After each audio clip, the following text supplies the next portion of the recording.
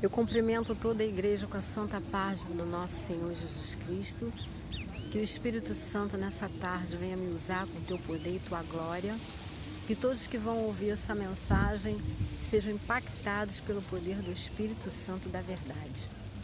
Já se faz tarde, já é mais de 3 horas da tarde. Eu estou aqui no monte de Deus e vou trazer uma mensagem aos irmãos. Que os irmãos venham contemplar essa mensagem nos seus corações e que sejam impactados pelo poder do nosso Yeshua Yamashia, o nosso Deus eterno, que é Jesus Cristo de Nazaré, traduzido ao português. Que haja techuvá nesta tarde, que é o arrependimento pelos nossos pecados, pelas nossas falhas, porque nós não somos perfeitos. Em Romanos capítulo 3, versículo 13 e Romanos capítulo 3, versículo 9 diz: porque não há um justo nenhum não há um justo sequer, não tem. Em Romanos 3, versículo 10 diz: porque todos os pecados destituídos estão da glória de Deus. Se todos os pecados estão destituídos da glória de Deus, nós nunca vamos ser perfeitos. Por isso que Jesus morreu por nós naquela cruz, irmãos, irmãs e amigos e amigas.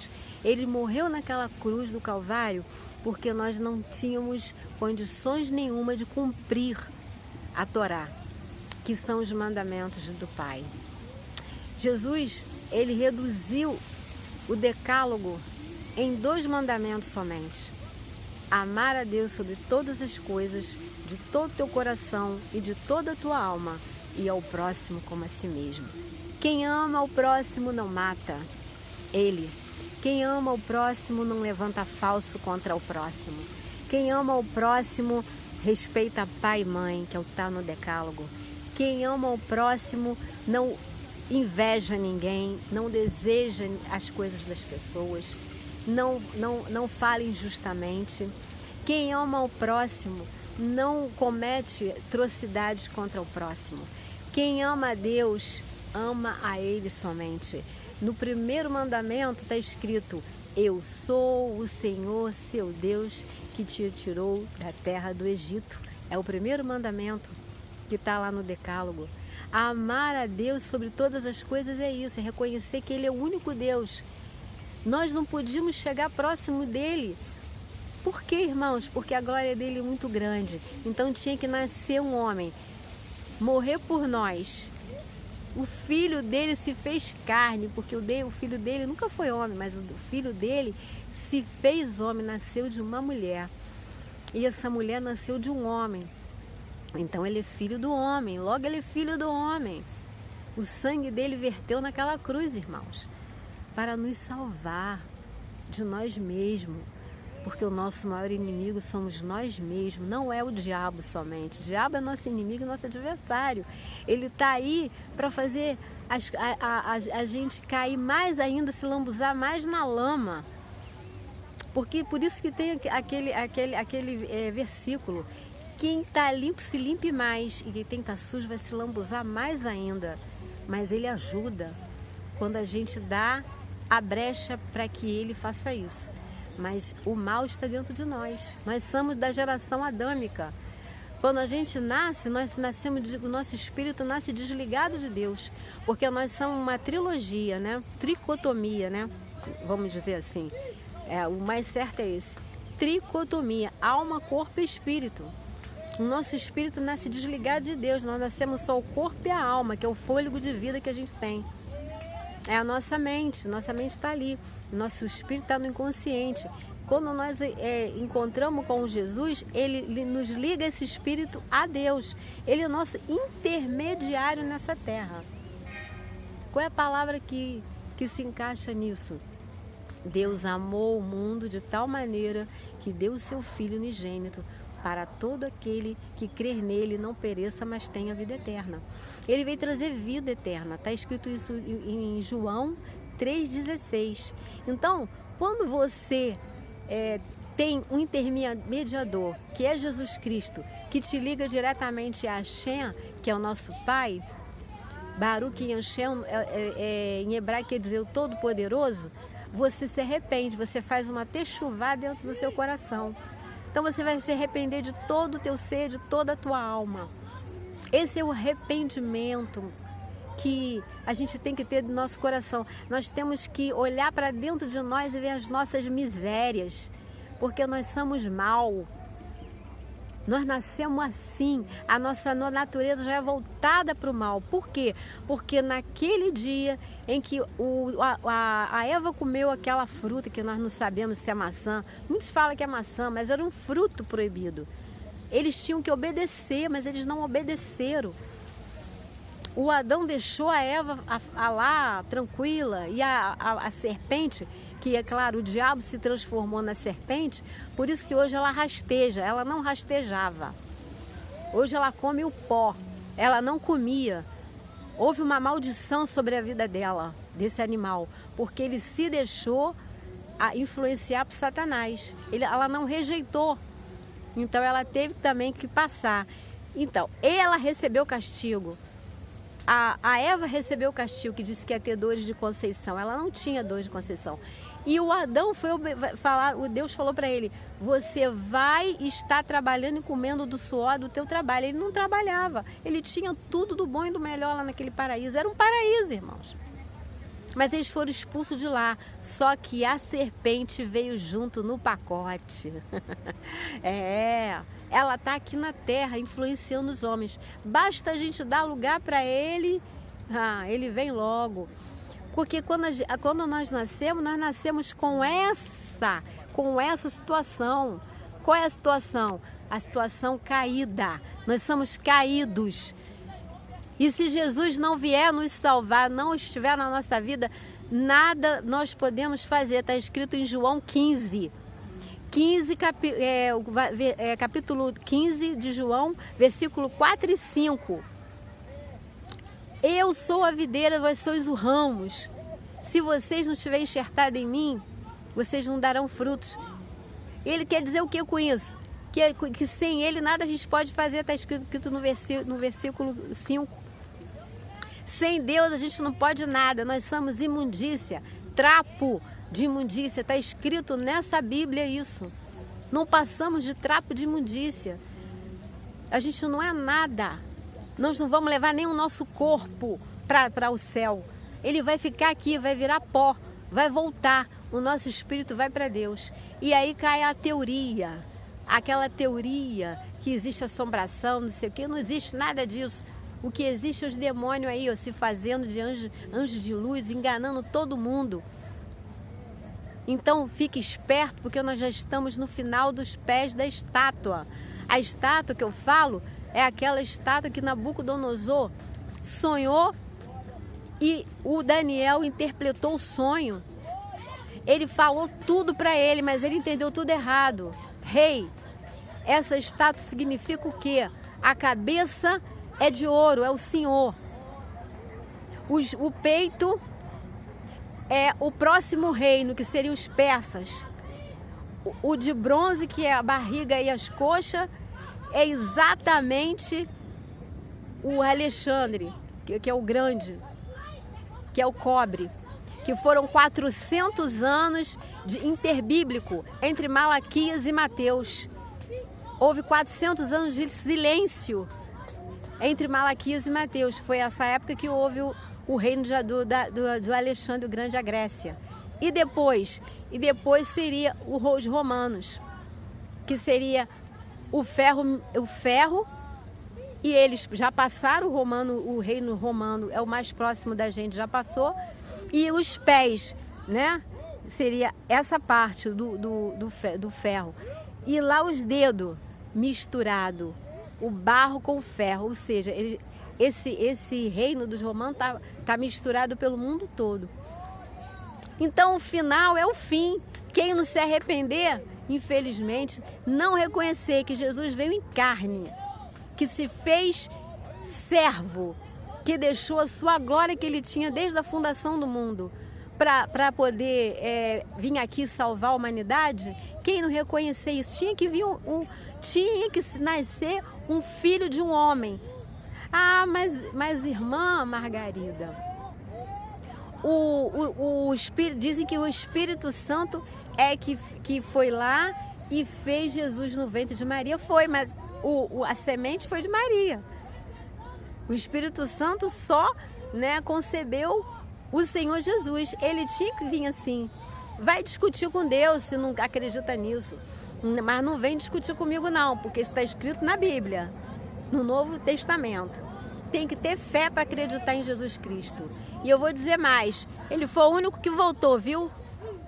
Todos esses aí que se dizem que são deuses, nenhum deles voltaram. O único que voltou foi ele. O único que ressuscitou foi ele. O único que sacrificou por mim e por você foi ele. Então é nele que eu acredito na Bíblia. Então eu queria que vocês abrissem as vossas Bíblias, porque eu acabei aqui de ler Ezequiel, que está lá no livro. Ezequiel, o capítulo é 33 e o versículo é 29. Então saberão que eu sou o Senhor, quando eu tomar a terra em assolação, espanto por todas as abominações que cometeram. Quanto a ti, ó filho do homem, os filhos do teu povo falam de ti junto às paredes e nas portas das casas, e fala um com o outro, cada um a seu irmão, dizendo: vinde, peço-te-vos, ouve qual seja a palavra do Senhor que procede do Senhor. Eles vêm a ti como o povo que costuma vir, e se assentam diante de ti como o meu povo. Ouvem as tuas palavras, mas não põem por obra, pois lisonjeiam com a sua boca, mas seu coração segue a sua avareza. Eis que tu és para eles como uma canção de amores, canção que vem de quem tem voz suave e que bem tange, porque ouvem as tuas palavras, mas não põem por obra, ou seja, não põem em prática. Só escutam, ouvem, mas não escutam. Mas quando vier isto, eis que está para vir, então saberão que houve no meio deles um profeta. Deus nunca manda nada para a terra sem antes avisar os seus profetas. Está escrito em Amós. E se vocês quiserem até ir lá, se eu não me engano, está no capítulo Amós, capítulo 3, versículo, se eu não me engano, é o 7. Certamente o Senhor Jeová não fará coisa alguma sem antes revelar o seu segredo aos seus profetas. Ele não vai fazer isso. Deus não é injusto. O mal é injusto. Ele vem de surpresa, te pega de surpresa, ele te joga na sarjeta, depois te joga no inferno. Mas Deus não, ele avisa antes o que vai fazer, para ver se você se converte e eu me converto. Eu não sou diferente de você, eu também tenho as minhas fraquezas, as minhas limitações, porque eu estou nessa terra ainda, eu estou nessa carne. É essa mensagem que eu quero trazer para você. Deus antes mandou um profeta para avisar, mas aquele povo não queria saber de profeta nenhum. Eles ouviam as palavras do profeta, mas não colocavam em prática a palavra do profeta. Ah, o que você tem para mim? Não tem essas pessoas que chegam para saber de revelação? O que o Senhor falou? Aí fala, mas não querem escutar, porque aquilo é muito forte para eles. Eles não querem renunciar aos seus pecados, às suas abominações, às suas práticas abomináveis. Eles querem continuar idolatrando, sacrificando lá nas colinas. Eles querem continuar com as suas práticas abomináveis, passando os seus filhos no fogo, que era a prática deles, que eles trouxeram lá do Egito. Eles se misturaram com o povo de Edom, que é os edonitas, descendentes de Esaú. Eles se misturaram com amonitas, que é os descendentes de Ló, que houve incesto com as duas filhas de Ló, com seu pai, porque se desesperaram, acharam que não iam ter descendência e embebedaram o seu pai e fizeram sexo com seu pai. Aí houve incesto e aquele povo ficou perdido. Mas Ruth brotou de lá, né? Dos Moabitas.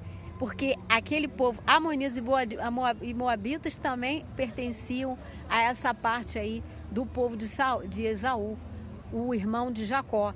Você vê que eles se encontraram, o Jacó lá no vale de Jaboque, né? Tem aquela passagem que ele lutou com Deus, não foi com anjo. Na verdadeira versão da Bíblia, em aramaico diz, ele lutou com Deus e não com anjo. Pois ele prevaleceu, né?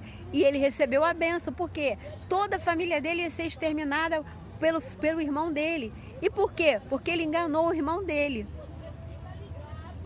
Claro, evidente que a mãe dele, Rebeca, teve grande participação, mas ele enganou. E por isso que ele enganou o pai, dizendo que era o irmão dele, que era Saul, o irmão dele se revoltou e disse que ia matar ele. E ficou aquela perseguição. Ele teve que se afastar. Ele teve que ir para a casa de Labão.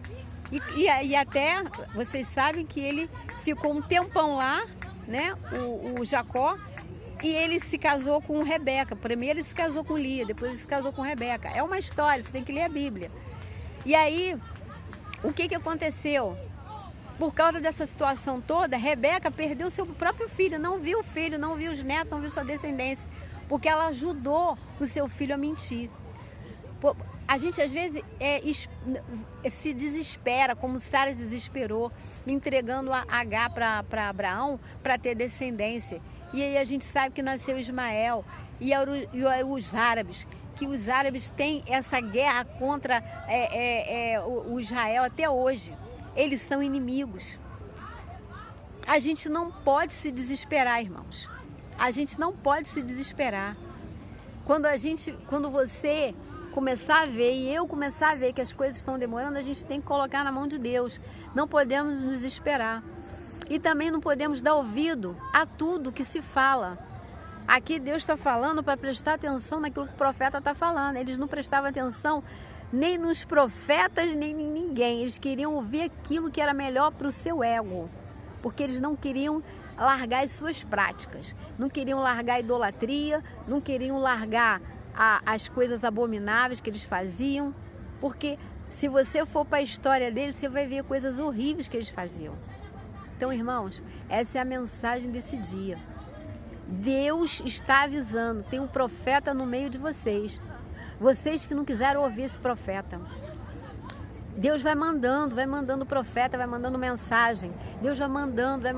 Uma hora parou em Sodoma. Você não viu o que aconteceu com Sodoma? Vocês que conhecem a Bíblia? Abraão até intercedeu, porque Ló estava lá. Ele falou, se tiver 50 justos, você vai destruir? Não destruirei. Se tiver 40 justos, você vai destruir? Não destruirei. Se tiver 30 justos, e foi abaixando até chegar em 10. Não tinha 10 justos. E aí o que ele fez? Mandou o quê? Ele mandou os anjos lá salvar Ló pela intercessão de Abraão. Mas você não vê que não adiantou muita coisa? A mãe ficou no meio do caminho porque virou uma estátua de sal, como relata a própria Bíblia. Ela olhou para trás, não pode olhar para trás. E o pai se salvou com as suas 2 filhas, só que os genros ficaram para lá, porque não queriam deixar o pecado, né? E Sodoma era repleto de pecado, de abominação. Eles queriam, inclusive, conhecer os anjos, né? Vocês estão me entendendo o que eu estou falando, né? Vê se pode uma coisa dessa. Tamanho a abominação que eles tinham. Então, irmãos, eles tinham aquela abominação toda porque eles estavam naquela prática. E muitas das vezes a gente não quer renunciar ao pecado, não quer renunciar às coisas ruins. As pessoas não conhecem a Bíblia, estão enganados dentro de muitos lugares aí. E eu digo para você que está me ouvindo, que vai ouvir essa mensagem, creia no Deus da Bíblia, porque é o único verdadeiro. Não existe outro. Não vai existir, nem nunca existiu. Ele era, ele é, ele há de vir. Ele é o alfa e o ômega. Não existe outro. Ele é o princípio e o fim. Se você não estiver ligado na videira, nada você pode fazer, que é Jesus Cristo. Ele é o nosso intermediador. Para você reconhecer que Jesus é o Cristo, que esse Deus é o Cristo, leia a Bíblia. Eu te desafio a ler a Bíblia. Se você no final da leitura não se converter, então você não vai se converter. Deus abomina a idolatria em todo o tempo. Você viu que aquele povo foi para o cativeiro por causa das idolatrias que eles praticavam. Irmãos, Ele é o único Deus, Jesus Cristo é o único Deus, o Espírito Santo é o único Deus. Os três é um. Os três são um. E o um são três. Existem coisas que a gente não entende, nós vamos entender lá no céu.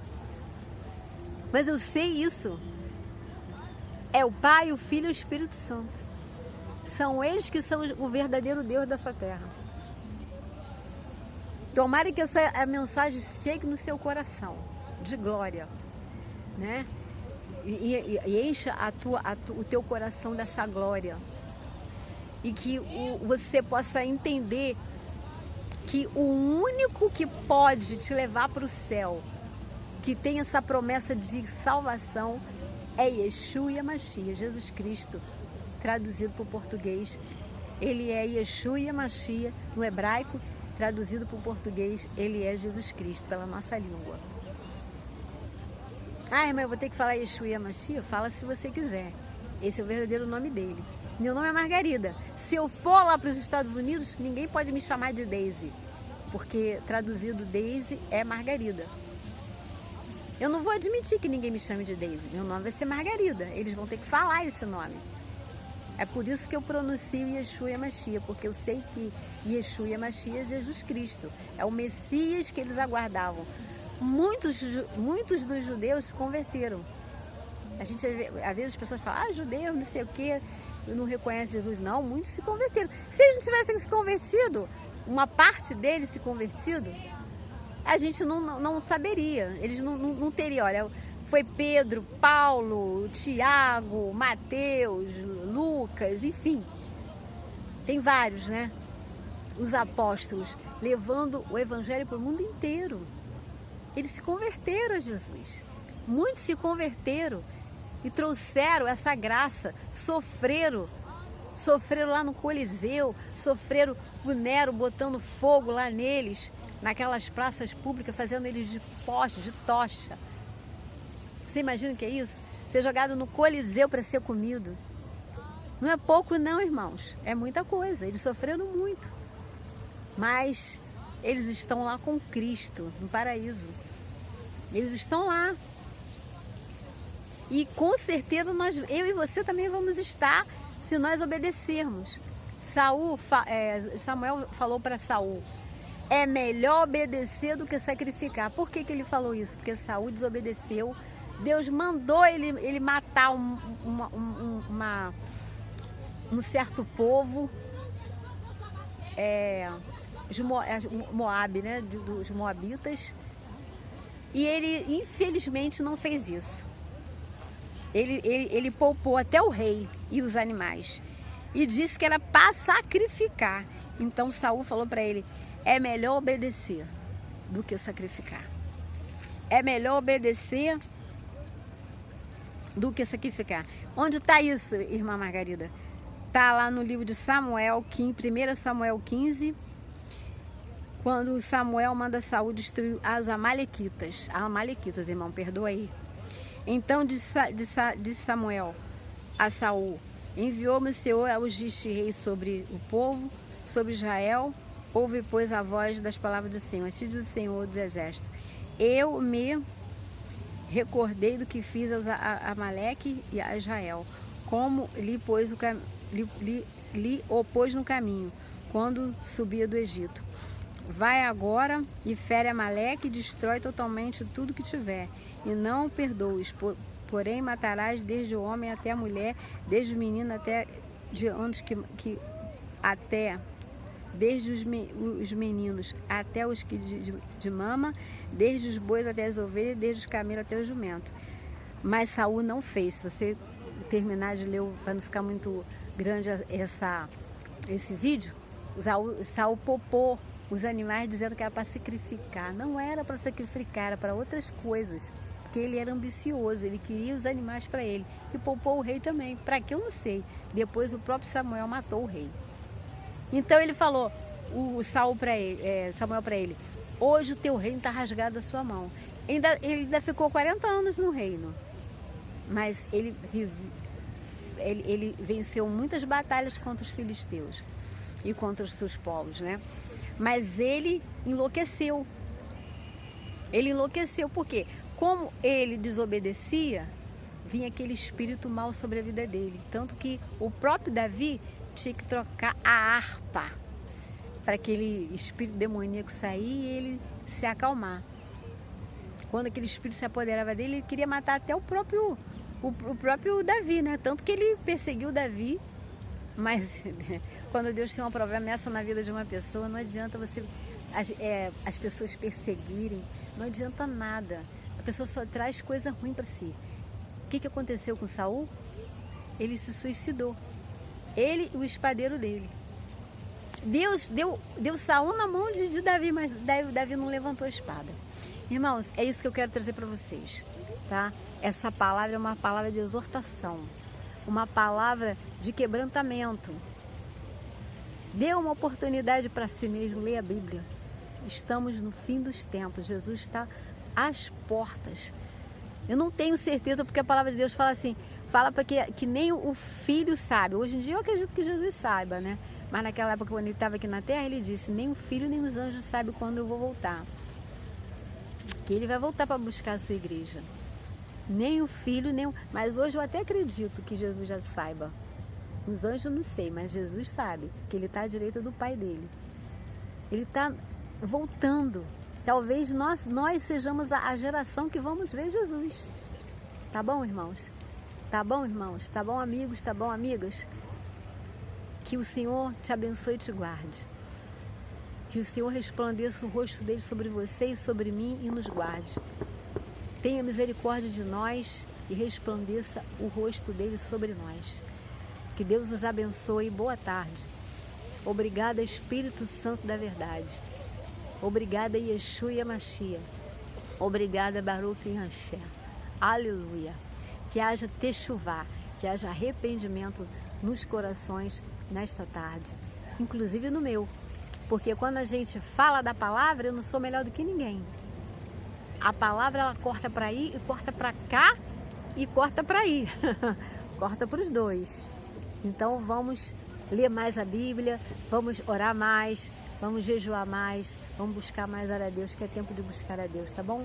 Que Deus vos abençoe, vos guarde. Muito obrigada. Em nome de Yeshua e Mashiach. Amém.